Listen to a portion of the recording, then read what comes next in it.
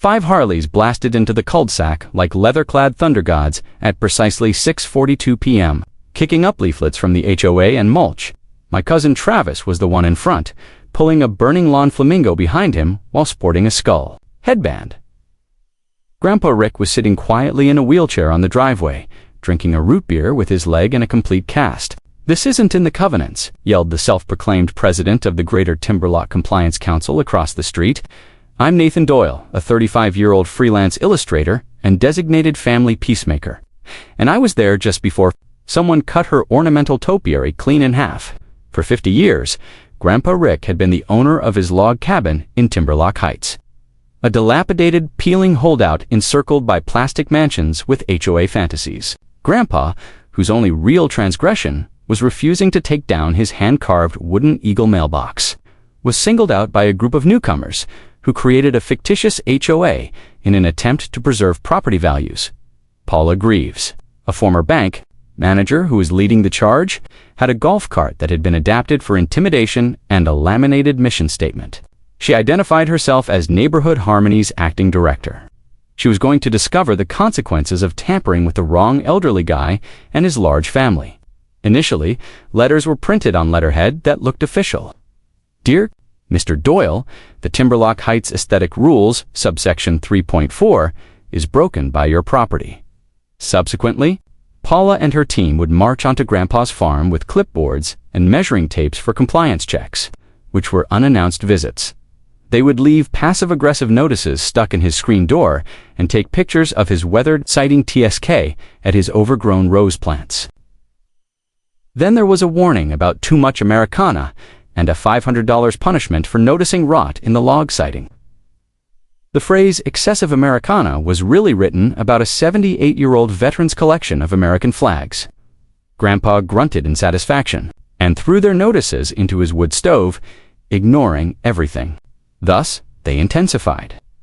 In late September, 3 HOA thugs unexpectedly arrived one evening.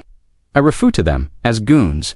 In actuality, however, they were Susan Merrick and Janet Holloway, 2 of Paula's Pilates friends, and her husband Brad. As though they owned the place, they pulled up in Brad's lifted truck and parked it across Grandpa's driveway. In his most authoritative voice, Brad declared, "We're here to remove the non-compliant flag display." To be honest, his voice sounded more like that of a scared substitute teacher. They had brought everything, including a stepladder. Grandpa, still sporting his Korean War veteran's headgear, shuffled out onto his porch. He asked quietly, but I could see his jaw tensing, "You guys lost, since this was private property as of the last time I checked," Susan added, reading from her phone. "Your displays have been determined to be a violation by the Greater Timberlock Compliance Council. You have used more patriotic symbols per square foot of frontage than is permitted." Things took a turn for the worse at that point. Brad began to ascend the stairs in the direction of Grandpa's old Marine Corps flag. Grandpa reached for the base of the ladder. People were pushing one another. Brad felt his weight change. The ladder tilted. There is disagreement among the witnesses in the confusion. Who gave Grandpa a backward shove? When I later watched the security film, I felt sick to my stomach because he fell hard off the porch stairs and his leg twisted at an angle. From a distance of 20 feet, the crack could be heard.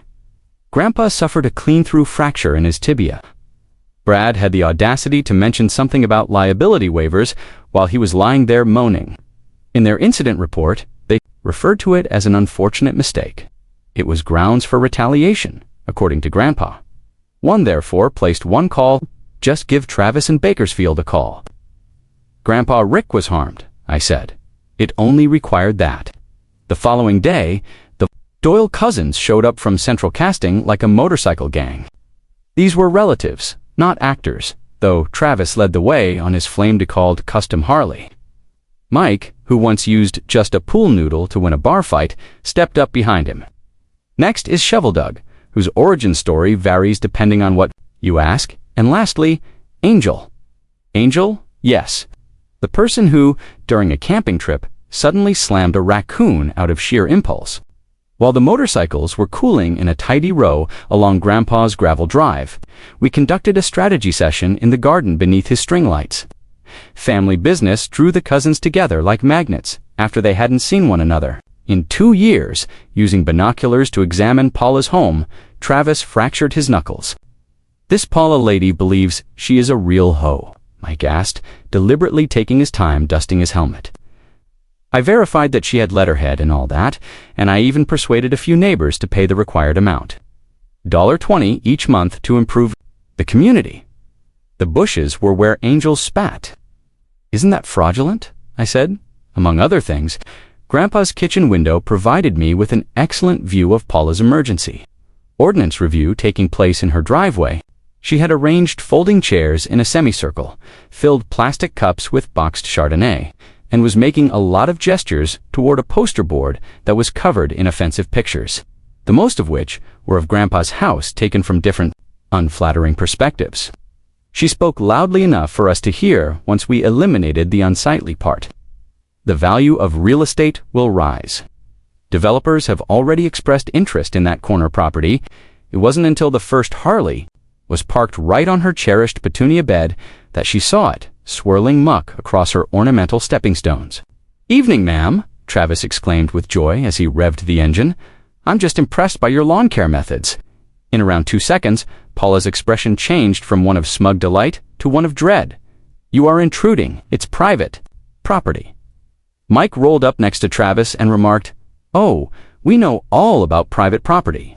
Our grandpa told us about it. He might be familiar to you, the man whose leg was broken by your husband." The remainder of Paula's meeting dispersed like birds in shock. Clutching her clipboard, she attempted to project authority while wearing her HOA president's sash. She had indeed sewn a sash for herself. She yelled, "I'll call the police."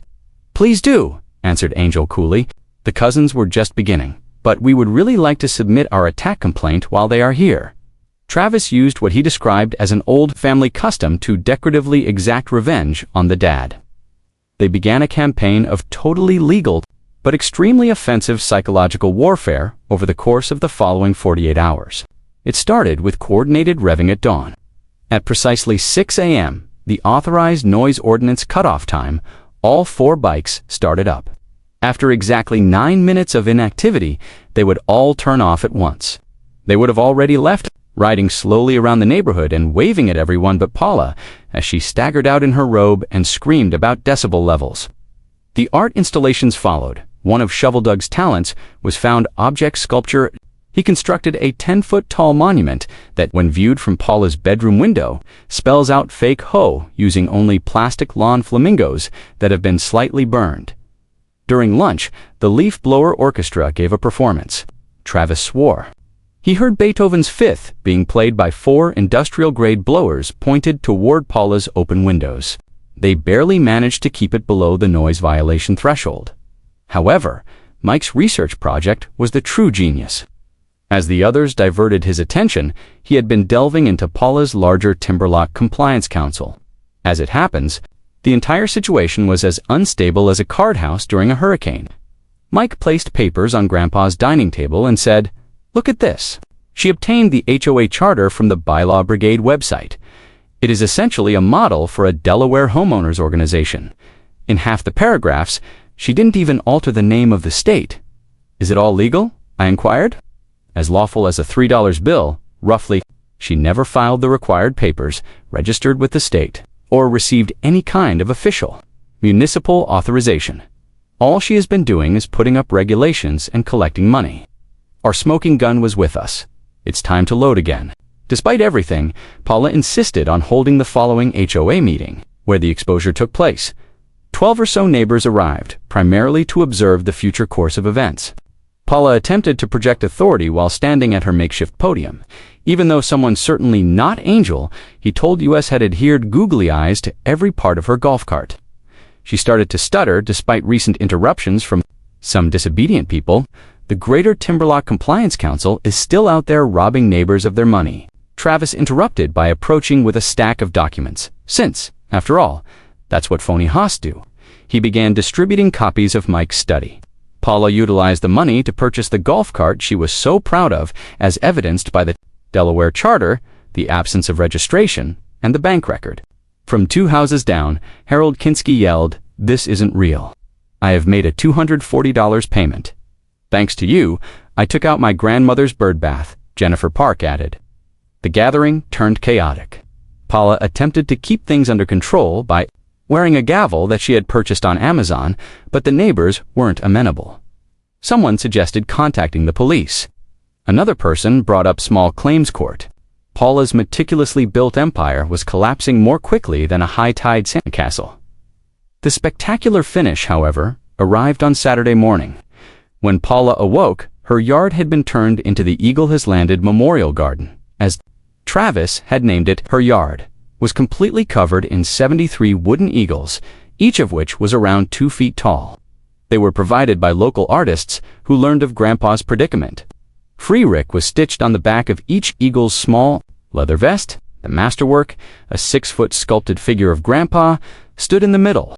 According to Angel's attorney, Rick was extending his middle finger, technically toward the sky, which qualified as artistic expression rather than targeted harassment. Timberlock Heights, established before your fake HOA, was the basis text. Paula, staggered out in her pajamas, glanced at the screen and screamed, likely registering on seismographs. Sheriff Thompson arrived at that moment after receiving several calls regarding the incident. He tipped his hat and said, "Good morning, Paula. I've heard that you have been operating an unlicensed homeowners association." Clutching her robe, she pleaded, "It's totally legitimate." "I have bylaw brigade documents, Biz," the sheriff inquired. "Yes, we did investigate that. Money collected on false pretenses turns out to be fraud. It is definitely trespassing to be on Mr. Doyle's land. Additionally, that incident with his fractured leg appears to be an attack." Paula's face changed hues multiple times. "They're all unhealthy. However, they are bothering me. Take a look at my yard. I notice a lovely piece of art on what looks to be the public easement." The sheriff spoke while maintaining an entirely straight face. In actuality, the property boundary begins 3 feet behind those eagles. Someone, definitely not Shovel. "Doug," Paula stammered. He had a fictitious HOA, actual problems, spray-painted over her garage door, in flawless cursive script as an alibi. The sheriff was describing the fines when she found out, pending criminal charges for Grandpa's attack, $5,000 for deception and $3,000 for trespassing, $8,000. Paula let out a cry. She looked as pallid as paper from a printer. She wavered on her feet and gripped the sheriff's citation tightly, as if holding it would make it go. "However, my goal was to make the neighborhood better. Sheriff," Thompson stated bluntly,